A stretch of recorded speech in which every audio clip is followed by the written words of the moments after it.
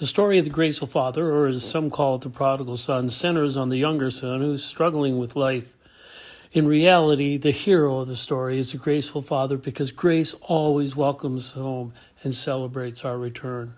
Sometimes I think we lose the meaning of Bible stories because we fail to realize that these are real people in real life situations. We don't know if this story that Jesus told is a real life story or not, but what we do know is that the stories Jesus told were real life situations people could relate to. Jesus' listeners were mostly Jewish listeners who knew that these young men all went through strict training in the scriptures. These boys knew the God of heaven, and they knew what God expected of them. They knew what was right from wrong, but they were also human. Let me help you get a better picture of this story. I realize I'm reading a little bit more into it than what the scripture says, but remember, these are real people in real life situations. If you have siblings, you know how annoying they can be. The youngest always seems to get away with everything, and the oldest always seems to have higher expectations put on them. I picture the younger son as being the kind of kid that would push the envelope every chance he got. If curfew was at 11, he was the kind of kid that would show up at 11:05. If chores were to be done before he scrolled the internet, he'd hide behind the sheds for a few quick tidbits of social media adrenaline. If Dad told him to go left or right, he'd try to go the opposite direction. He was the kind of kid that always wondered what life was like on the other side. To him, the grass was always greener and life always more exciting on the other side of the fence. He was discontent and most likely emotionally removed from the family. Dad was human too. Kids don't realize how much their parents know until they become parents themselves. So when the younger son asked for his inheritance, I don't think it was a huge shock to the dad.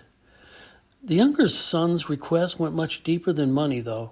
You see, inheritances were never given out until the death of the father. So to ask for his inheritance was in a sense the son saying that his father was as good as dead to him.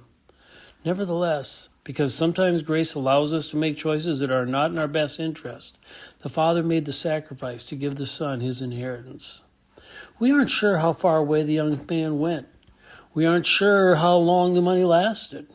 What we do know is that when the money was gone, his friends were gone, and his support disappeared.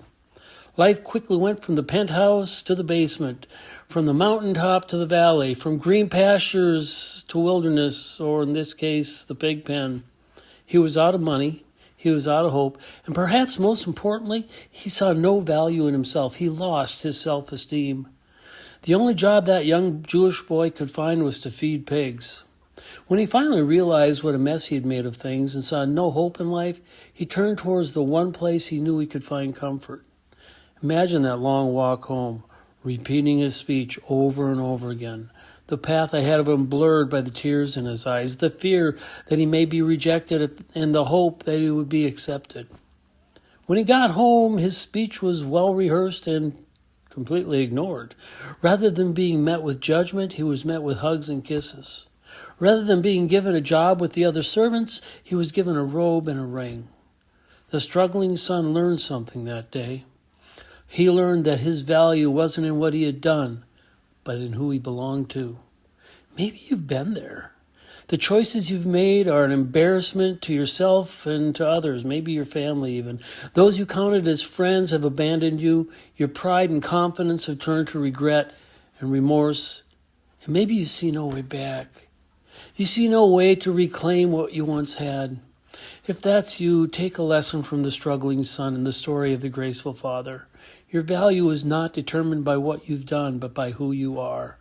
You can go to Jesus and ask forgiveness. You can know that he will welcome you home again with open arms. Is it time to come home again? He's waiting, you know. Thanks for following and liking and sharing with someone who needs to know they can come home again. And have a blessed day.